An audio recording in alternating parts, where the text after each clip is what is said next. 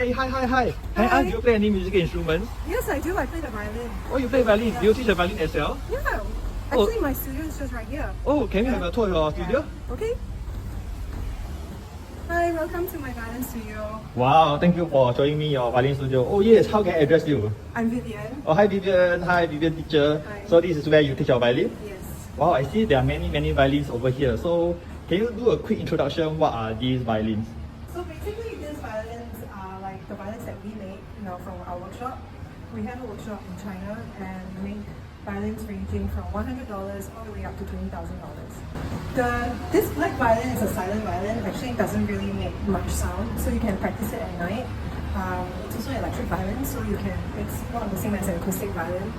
We also handmade it actually, and we have also other range like this is a normal acoustic violin. This is only $100 and it sounds really good for a $100 violin because it's completely fully made of maple.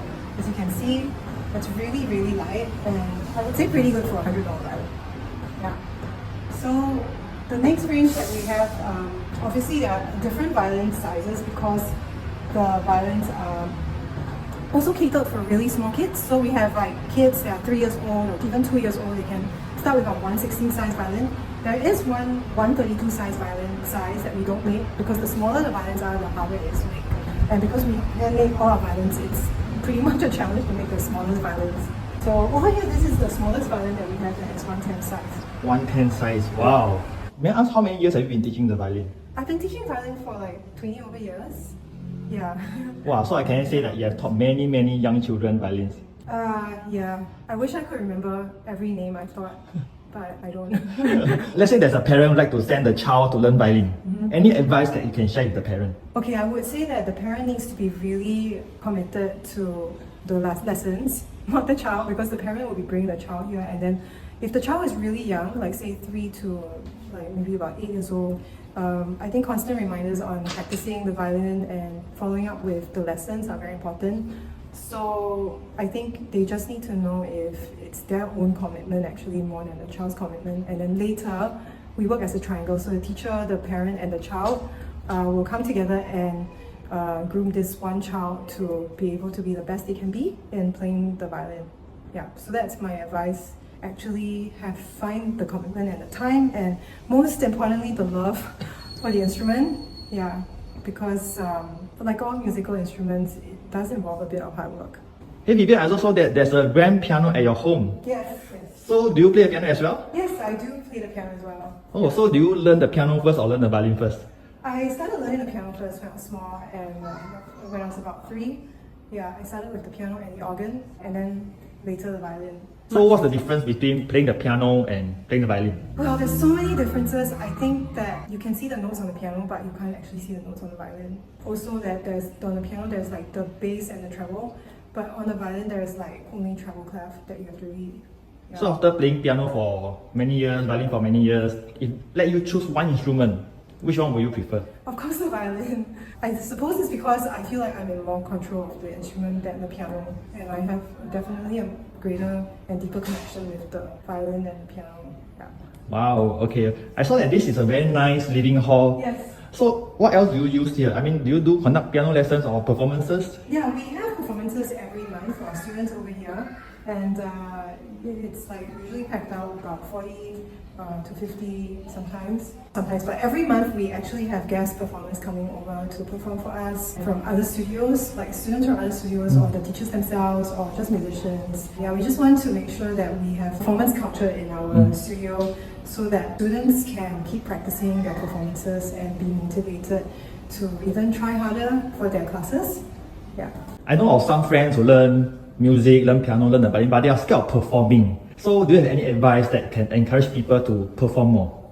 I think it's really important to keep performing even if you're afraid of performing, because I think the whole purpose of playing music is to perform. Like if you play basketball, for example, you would actually not shoot hoops all day by yourself, but I think that you would want to play in a game with your friends. So I think it's the same with the meaning of playing a musical instrument.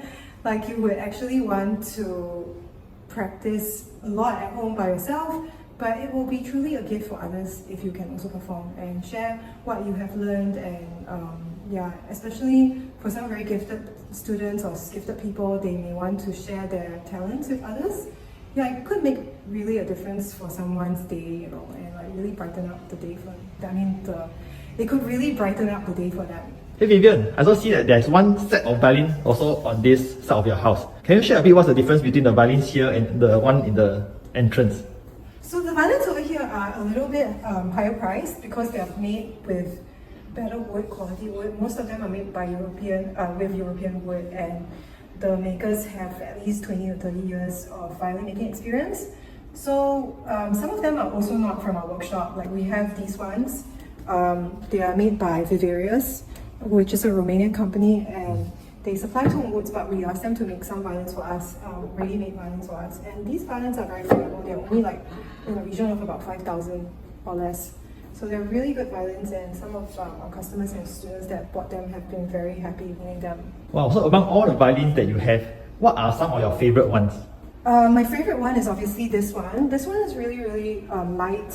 It's a Guarneri copy, and it's very, very bright. The sound is very loud, and I wouldn't say bright in a way that is jarring to the ears, but like it's got a very warm sound, and the range, the dynamic range and tonal range is also really amazing with this violin. So this is one of the violins that we made that I'm very proud of. Like you can see the shadings of the varnish that is very intricately done. Yeah, with a lot of detail to make it look like very antique and also age very, very beautifully in future. Yeah. So there's even the details in the scroll you can see that matches really with the varnish that we have applied. Yeah, around, so you can see that it's not like stripes like in this one. Like this one would be a lot more like featured because this is a half sawn wood, and this back is like this, and then so we have made the stripes matching to the violin over here as well.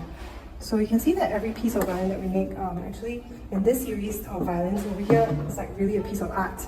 Yeah, and we have violas as well. This is a viola. Yeah. Hey Vivienne, I take a violin from another side of your house, okay? And I want to compare the sound of this violin, the lower price violin, and this expensive violin. Can you play a short tune on both violins to compare the sound quality? Okay, sure. Okay, so this is how much around this price? How much? This is 100 plus. Yeah. 100. Okay, let's listen to the $100+ violin sound.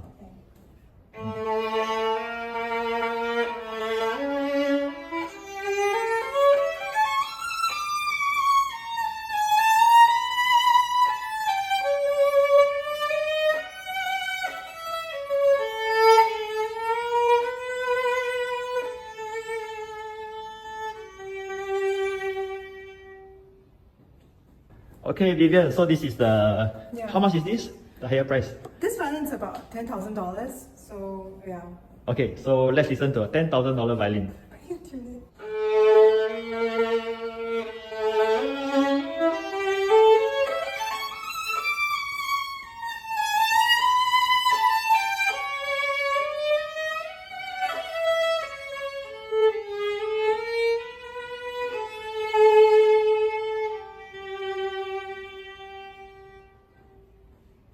Hey, so Vivienne, so what are some tips you have for anyone who like to buy a violin? I think you should set a budget and go with it. So like usually I would say that a higher price violin would have better quality of wood. The finishing should be better, at least that's with our workshop, that's what happens, and the experience of makers will be also definitely higher, and so you can expect a better sound. And if you're already in a full size range, then you would be able to also make sure that you can have a long mileage with your violin before upgrading. I would say like decent violin price would be maybe for a full-size violin, maybe about $500+ to maybe around $900. So that would be a decent price for a full size. If you're thinking of being a little bit more serious on starting the violin from scratch, or a smaller size student who is starting maybe with a 1/10 or 1/8 size violin, then the BD1 violin would be a great choice. That would be about $200 over, and that is a very well finished violin, and also all the contact points like the wood that you have over here would be natural wood, and so it's very safe for kids, and also it's a very stable violin because the pegs would also be made of date wood. So you have to really check the violin yourselves and make sure that there are no cracks, and also the seams of the violin are not loose. So obviously I think buying maybe a new violin would be a safer choice. But yeah, because repairs can be quite expensive and probably impossible if your violin price is too low. Yeah.